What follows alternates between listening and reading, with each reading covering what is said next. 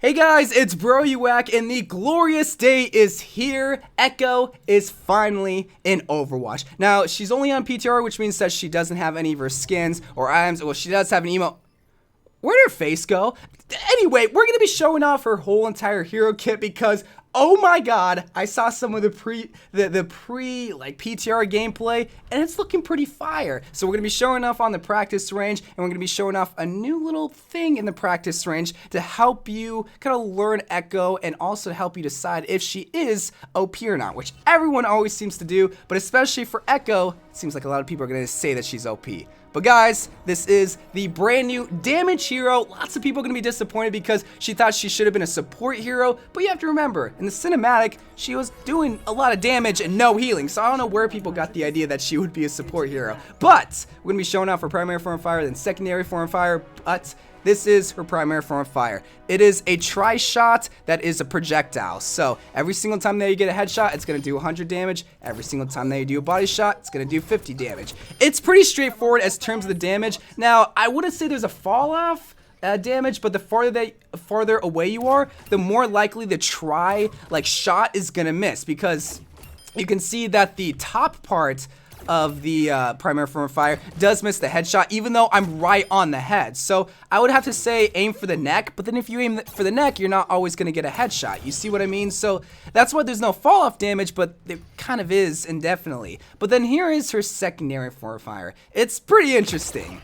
It is a sticky bomb. So you saw that the bombs kind of stuck to the wall right there, and then it exploded and did an AoE damage. Now you are able to stick enemies. That does do a little bit of damage, but most of the damage comes from the AoE AoE cough, apparently. AoE explosion right after. So you saw that it does like maybe 25 damage, and that can kill. Like, let's see. Let's try to bring him down. That killed. But you get what I'm trying to say. Most of the damage is going to come from after you stick them, and then you can easily just melee them, which apparently her melee is her left hand and not her right hand, even though her right hand is out all the way. But again, most of it is going to come from you exploding it on someone. So let's look at her beam ability.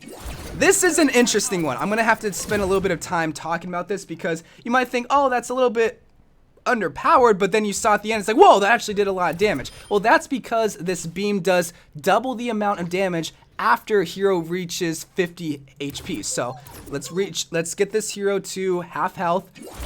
You saw that the hero just disintegrated compared to this hero that I have to wait 8 seconds for, that is not going to disintegrate. And that's, again, because once a hero reaches half of their health, they're going to be, and not just heroes, but also shields. You see right there, it's way slower.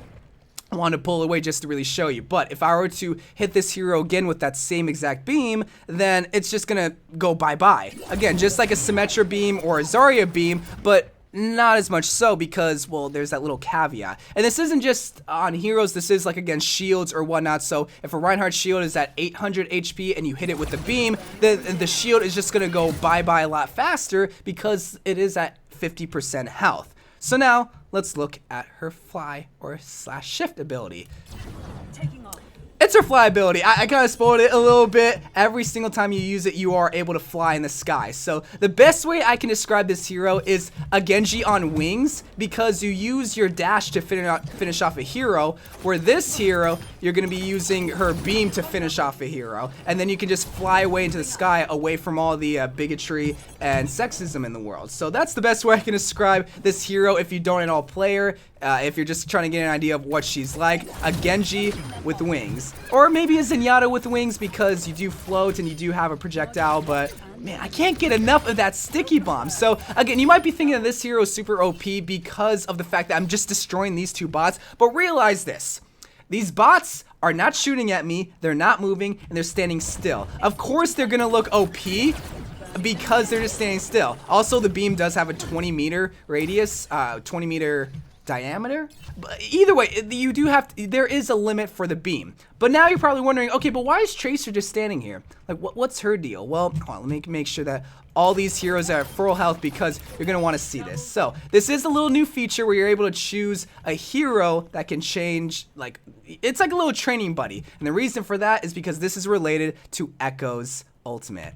Adaptive circuits engaged. You're able to duplicate an enemy, any enemy except for Echo, and then your ultimate recharges a whole lot faster, which means you can just get multiple ultimates. So this is a really good example of what duplication is, but also a really bad example because people are going to think that's super OP because Tracer's ultimate doesn't necessarily have the longest casting time, and her ultimate regeneration is also the fastest. Whereas if we choose someone like, let's say Zarya, who has a casting ultimate that takes time to finish and also has the longest time to regenerate, it's not going to be seen as so OP. So with Tracer, I was able to get 3, maybe if you were actually good and on a battlefield, you're able to get like 4 Tracer ultimates or Tracer pulse bombs. We're gonna see with Zarya, I can maybe get like 1 or 2. So let me get my ultimate. So this is something I'm gonna spend a lot of time on because you're gonna see. So I still have to get her ultimate. Boom. Okay, I gotta hurry. I can bubble myself, but no one's gonna shoot me because I'm in the training range. So you saw I had to wait for the ultimate to finish. And because the training range isn't the best place because I'm Zarya, I need to get charged if I want to be able to do damage. I'm not even able to get 2 grabs. But if I was on a battlefield, yeah, I can easily get a grab, maybe 2. But because the casting time of the grab has to finish before I can even get a second one, it's not seen that much as OP. Let's do someone like Hanzo. Actually, no, someone like Mei. That's a way better example because there you actually see the casting time with Snowball, so. I'm so sorry. I've been having this bad cough lately, so let me get my ultimate. I really wish they would add something to where I can just get my ultimate really, really fast because this is actually kind of annoying to be able to do this. Boom, boom, boom.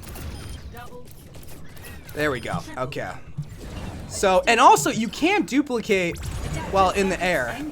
So, let me get this. So, boom. And also, I don't know if you hear that, but the voice line of Echo, but also Mei plays at the same time. So you saw I was shooting at the bots, but my ultimate wasn't regenerating because Snowball still had to finish. And I did get a second one, but I wasn't able to cast it. So let's go to someone like, something more interesting, like maybe Junkrat.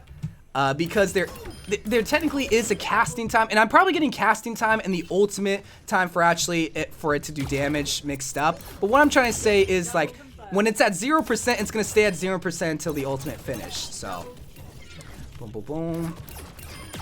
Do that. And I think I got every single ability. Yeah, I got her glide, her passive, the mercy glide, her focus beam, flight, sticky bomb, duplication, and then the tri shot. So I got everything. Just really want to spend time with this, so let's do that. Oh, what's my buttons for here? Okay, let's just do that. That sounded so cute when Junkrat and Echo said that together. So if you're actually a good Junkrat player, let's see if. Oh. Okay, so if you're using Junkrat and the ultimate, which lasts 10 seconds on Echo's part, ends, it just explodes. So you still get it off, but you're not able to like actually move around with it. So you can see that, like, yes, her ultimate's good. You have to realize it's an ultimate, a DPS ultimate. It has to do damage, but in this case, it's not necessarily a damage-dealing ultimate per se, unless you want it to be. Let's do someone like. You know, this is the perfect example. The casting time is what I'm trying to say. I have to finish. This is not a good one. This is not a good one. So, I've got you in my sights. So boom. Okay, can I get a second soldier ultimate? Probably not because I have to wait for this initial one to finish. So, if I would have gotten a better run on the first go around with these bots, I would have gotten 2 off. But then it would have ended prematurely because it only lasts 10 seconds and soldiers last, I think, 6-7 seconds. So it's OP for certain heroes. Like I would say, let's try Torbjorn. Torbjorn might be a good example, just like Tracer, where it's fast enough and it doesn't require the ultimate to finish because Torbjorn's ultimate just stays on the ground. I'm just trying to do as much examples just to show you what I mean by it not being OP. But I do want to know what you think about her hero kit aside from her ultimate, because I feel like this is what's going to have a lot of people kind of torn because they're only looking at specific heroes because they haven't tried it out with every hero. So okay, let me make sure that all these heroes are dead. All these bots are dead. Adaptive circuits engaged. Okay, boom. Torbjorn. Okay, I'm just gonna do this. Okay, so Torbjorn's is a little weird.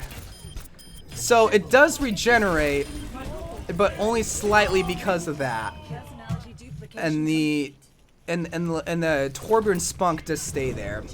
It's very interesting. Again, I can go for hours on hours and just showing you examples, but if you're on PTR right now, you can check it out yourself. I just wanted to give you an initial rundown on what Echo is like. She's pretty straightforward, I would say that, and she's really powerful, but there is going to be separating the good Echoes from the bad Echoes based on the flight, and that's really the determining factor on if you're going to like Echo or not, is if you can get down the fly. The projectile, it's going to be fairly easy. The fly is going to be difficult. But anyway, guys, let me know what you think about Echo. I love you guys. Thank you guys for watching. More bunch of videos to come, and bye.